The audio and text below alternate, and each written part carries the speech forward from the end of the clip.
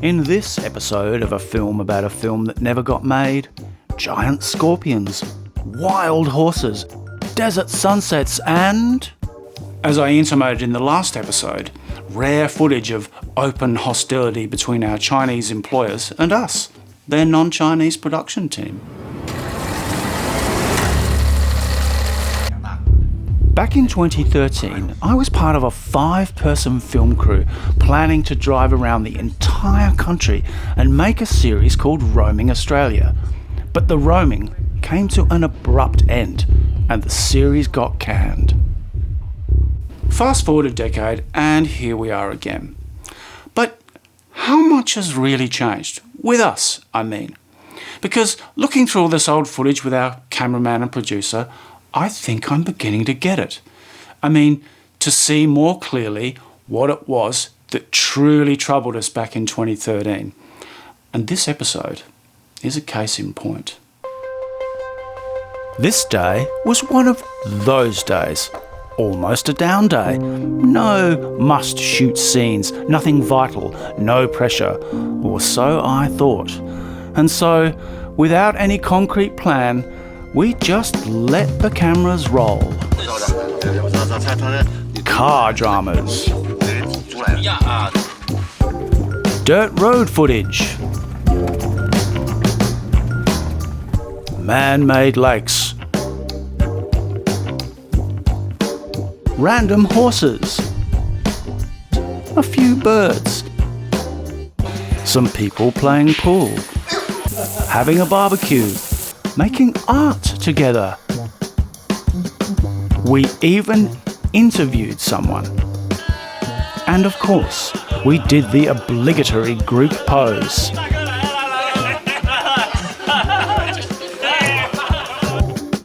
There was even time for a time lapse.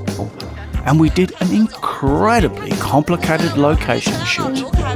So we're doing a little drive-off scene here. It's part of our thing. It's a little bit kind of like fake TV, but we're going to do it because it'll look good. Drive that if you need anything. Ah, good. All right, good call. Yeah, thank you. Give them the sign and drive. Action.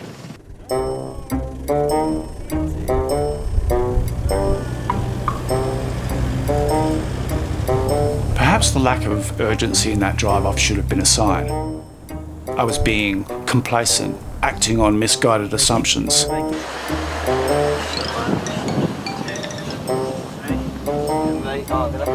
Or rather, something had gotten lost in the translation. But you don't know that until it comes back to bite you.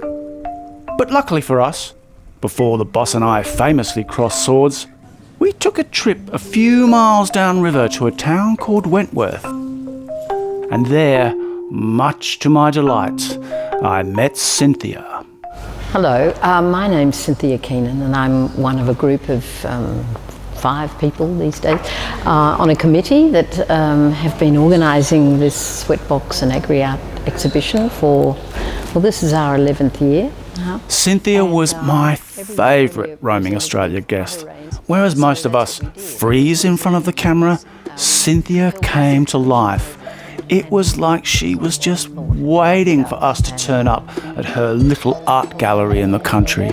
The wood, which it wasn't obvious at first, but by the time she got around to introducing us to the scorpion sculpture, she was on fire. We have a lot of scorpions around here in this Wentworth district, and I think this exhibitor has been very clever in the way he's really given us such a lifelike version of the scorpions that he would see.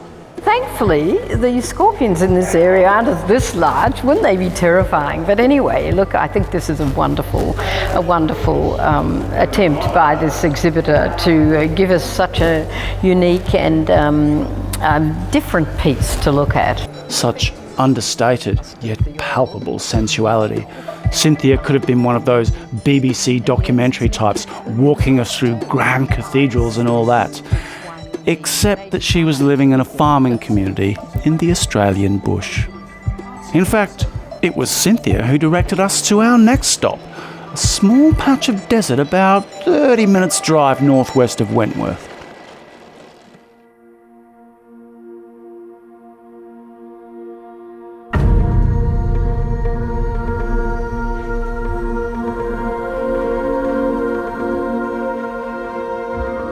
Despite how they look, Perry's Sandhills are not exactly in the middle of nowhere, more like just off the main highway to nowhere.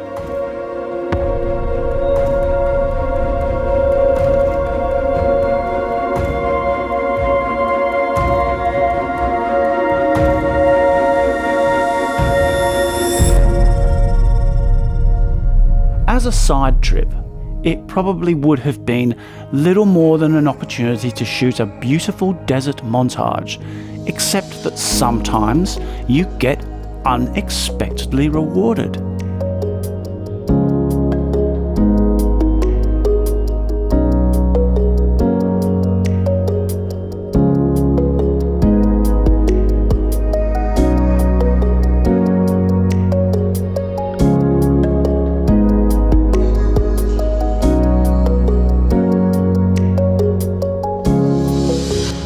Yeah, I get it. You're probably thinking, what do random rural art buffs and pretty sunset shots have to do with the lost in translation vibe of this episode? Well, nothing really. And yet, everything. You see, we thought all this dirt road, Cynthia, micro desert stuff was what the boss wanted. But no, she had something slightly more formal in mind. As cameraman Eddie, translator Christy and misguided director me found out during one of the most grueling team meetings you could ever wish to endure. If we had Paul in charge of the direction of the video, he's got his head around that, right? And he knows what's going on the big picture. But I think everyone needs to share their ideas, just conversation, share ideas with Paul. Everyone was tapping me on the shoulder going, what's going on?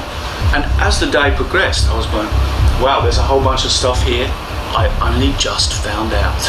I wish I'd found it out 3 weeks ago. Because yesterday, I felt that all of that distraction stopped me doing what I wanted to do. And I felt actually pretty miserable at the end of the day. I felt actually that I'd had a terrible day directing. You know, if I was to judge it, I would have given myself 2 out of 10. Some of that stuff was out of my control, but I was personally very disappointed. So in order to rectify that, this morning I decided I'm going to take your advice on board and I'm going to be in control. It was while watching this video and my behaviour that the penny finally dropped. So obvious, but also so mysterious and right under my nose. But now, for the very first time, I think I finally see it for what it is. And that's what I'm going to unpack for you in the next episode.